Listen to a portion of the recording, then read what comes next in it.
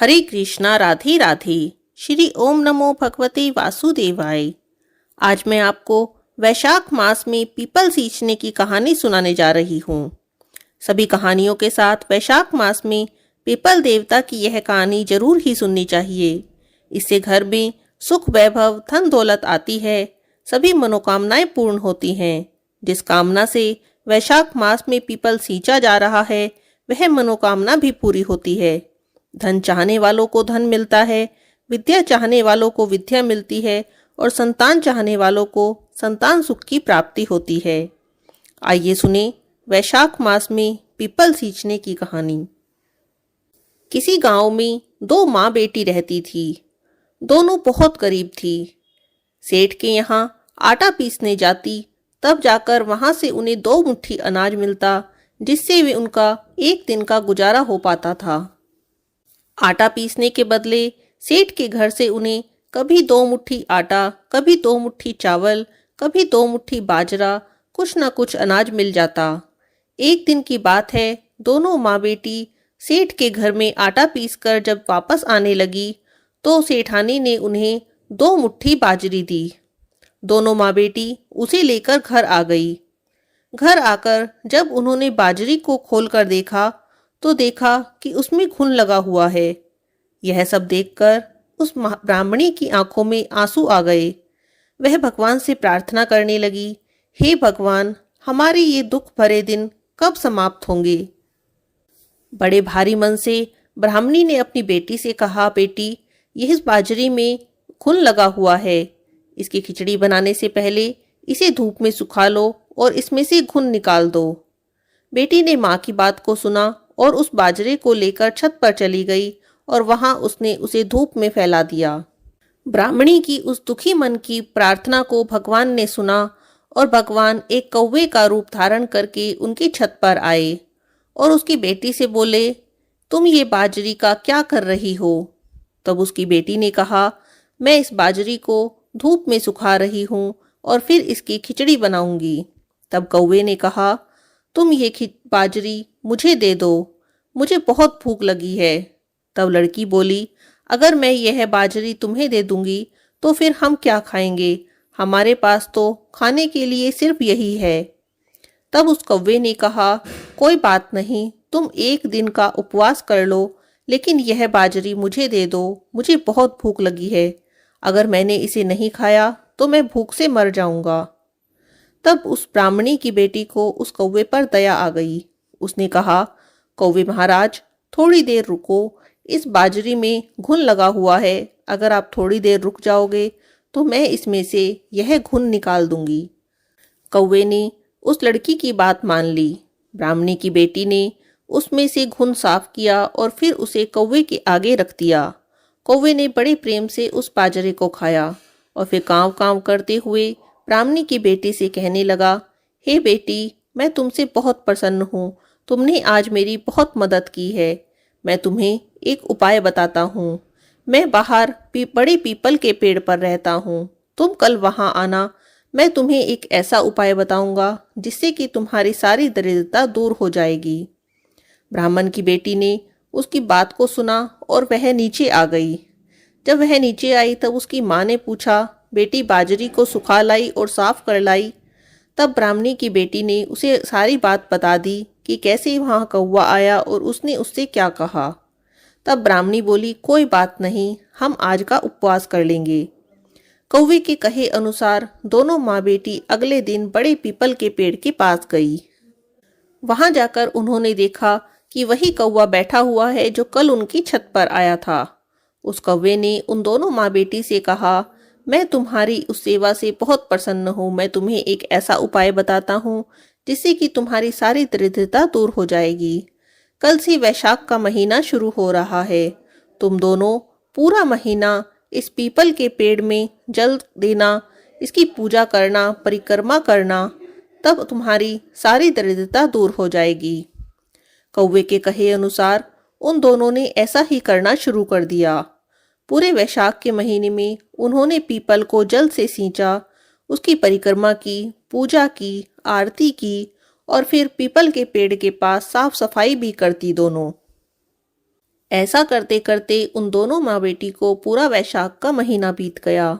जब वैशाख की पूर्णिमा आई तब उस दिन उस कौवे ने उन माँ बेटी से कहा, आज जब तुम पीपल की परिक्रमा करके घर जाओगी तो यहाँ पर जो आसपास फूल पत्ते बिखरे हुए हैं इन्हें इकट्ठा करके अपने घर में ले जाना और ले जाकर अपने घर के चारों तरफ चारों कोनों में रख देना। उन माँ बेटी ने ऐसा ही किया। वहां पर बिखरे हुए सारे फूल पत्तों को उठाया और ले जाकर अपने घर के सारे कोनों में रख दिया। रात हुई, दोनों माँ बेटी सो गई। सुबह उठकर देखा उनके घर में अन्न धन के भंडार लगे हुए हैं। जिस जगह पर उन्होंने सूखे फूल पत्तों की ढेरियां लगाई थी वहां पर अन्न और धन की ढेरियां लगी हुई हैं। दोनों देखकर बहुत खुश हुई। उस दिन वे सेठ के घर आटा पीसने नहीं जा पाई क्योंकि उन्हें उस धन को समेटने में ही बहुत समय लग गया। अगले दिन भी जब दोनों माँ बेटी सेठ के यहाँ नहीं गई तब उसने आदमी भेजकर बुलवाया और पूछा कि तुम आटा पीसने क्यों नहीं आ रही हो। तब उन्होंने कहा कि हम आटा पीसने नहीं आ पाएंगे। उस आदमी ने वापस जाकर कहा कि वे दोनों तो बहुत ही धनवान हो गई हैं। यह सब सुनकर सेठानी को बड़ा आश्चर्य हुआ और शक भी हुआ। उसे लगा कहीं ये दोनों मेरा ही धन तो नहीं चुरा कर ले गई थोड़ा थोड़ा। उसने कहा मैं खुद जाकर देखूंगी। अब उसने जाकर देखा तो देखा उनके घर में चारों तरफ अन्न और धन के भंडार लगे हुए हैं। उसने उनसे पूछा, यह सब धन तुम्हारे पास कैसे आया? तब माँ बेटी ने उन्हें सारी बात बता दी। उन्होंने कहा, यह सब धन हमें वैशाख मास में पीपल देवता के सींचने से, उनकी पूजा करने से, उनकी परिक्रमा करने से प्राप्त हुआ है। तब सेठानी ने निश्चय किया कि अगले साल जब वैशाख का महीना आएगा तब मैं भी पूरे वैशाख मास में पीपल की सेवा करूंगी। जब अगले साल वैशाख का महीना आया तब सेठानी अपनी एक नौकरानी को साथ लेकर पीपल देवता की पूजा करने गई।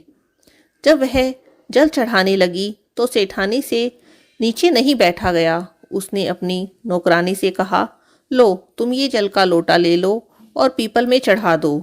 तब नौकरानी ने कहा, माताजी ये तो आप चढ़ाओगी तभी तो इसका पुण्य आपको लगेगा। तब सेठानी बोली, नहीं नहीं, मुझसे नीचे नहीं बैठा जाएगा, तुम ही चढ़ाओ, मैं तुम्हारा हाथ पकड़ लूंगी।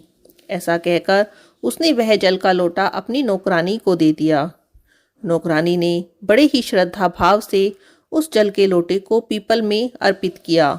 परिक्रमा की। सेठानी से परिक्रमा भी नहीं हो पाई। अब सेठानी रोज ऐसा ही करने लगी। नौकरानी को साथ लेकर जाती और पीपल देवता में जल चढ़वा देती। सेठानी में तो श्रद्धा का लेश मात्र भी नहीं था। उसे तो बस किसी तरह से वैशाख का महीना पूरा करना था। ऐसा करते करते वैशाख का महीना बीत गया। वैशाख पूर्णिमा आई। माँ बेटी ने उसे बताया था कि हम वैशाख पूर्णिमा के दिन वहां पर बिखरे हुए फूल और पत्तों को इकट्ठा करके अपने घर लाए थे। तब सेठानी ने नौकरानी को एक बड़ा सा कपड़ा, एक बड़ा सा थैला देते हुए कहा कि लो, यहाँ पर बिखरे हुए सारे फूल पत्तों को इसमें इकट्ठा कर दो। तब नौकरानी ने सेठानी के कहे अनुसार फूल पत्ते इकट्ठा करने शुरू कर दिए। जब वह नौकरानी फूल पत्तों को इकट्ठा कर रही थी तब बहुत सारे फूल पत्ते उसकी साड़ी पर चिपकते चले गए, उसकी साड़ी में अड़ते चले गए। तो इस तरह से जब उसने वह थैला भर दिया तब सेठानी ने वह थैला ले लिया और कहा, अब तुम घर जा सकती हो और ऐसा करना 2-3 दिन तक काम पर मत आना। 2-3 दिन तक अब तुम्हारी छुट्टी रहेगी। उसने सुनकर हाँ कर दी और वह अपने घर चली आई। सेठानी भी वह फूल पत्तों से भरा हुआ थैला लेकर अपने घर चली आई और माँ बेटी के कहे अनुसार उसने वह फूल पत्ते अपने घर के सारे कोनों में बिखरा दिए। रात हुई, सेठानी सो गई। अगले दिन सुबह उठी तो उसने सुना घर में कोहराम मचा हुआ है। उसने पूछा कि क्या हुआ? तब किसी ने कहा कि पता नहीं क्या हो गया है, सारे घर में छोटे छोटे कीड़े, छोटे छोटे सांप, छोटे छोटे बिच्छू बिलबिला रहे हैं। तब सेठ ने सेठानी से पूछा, अरे भगवान, तुमने यह सब क्या टोटका कर दिया? पूरा घर कीड़े मकोड़ों से भर गया है। तब सेठानी ने सेठ को सारी बात बताई कि कैसे माँ बेटी ने जब पीपल सींचा तब उनका घर अन्न धन से भर गया था।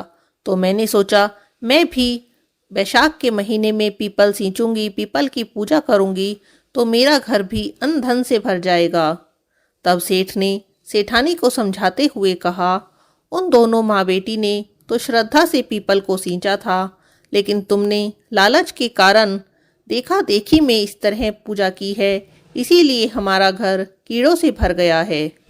अब तुम पीपल देवता से प्रार्थना करो कि वे अपनी माया को समेट लें और हमारा घर पहले के जैसा ही हो जाए। सेठानी ने रोते हुए पीपल देवता से प्रार्थना की, हे भगवान, मैंने देखा देखी लालच के वश में आकर इस तरह का काम किया, मुझे क्षमा कर दो। अब आप अपनी माया समेट लो और मुझ पर दया करो। सेठानी के प्रार्थना करते ही उनके घर से सारे कीड़े मकोड़े, सारे सांप बिच्छू गायब हो गए। इधर वह नौकरानी जिसने सेठानी के साथ पीपल देवता की पूजा की थी, उसकी साड़ी में कुछ फूल पत्ते चिपक गए थे। जब वह अपने घर गई तो वे फूल पत्ते उसकी साड़ी से झटक झटक कर उसके घर में गिर गए। जब अगले दिन वह उठी तो उसने देखा उसके घर में भी खूब अंधन हो रहा है। पीपल देवता ने उसको वैशाख मास में पीपल सींचने का खूब फल दिया। माँ बेटी और सेठानी ने जिस भावना से पीपल देवता की पूजा की, उसी के अनुसार पीपल देवता ने उन्हें फल दिया। जैसा पीपल देवता ने माँ बेटी को फल दिया वैसा सबको दे, कहानी सुनने वाले, कहानी कहने वाले को, लेकिन जैसा सेठानी को दिया वैसा किसी को न दे। बोलिए पीपल महाराज की जय।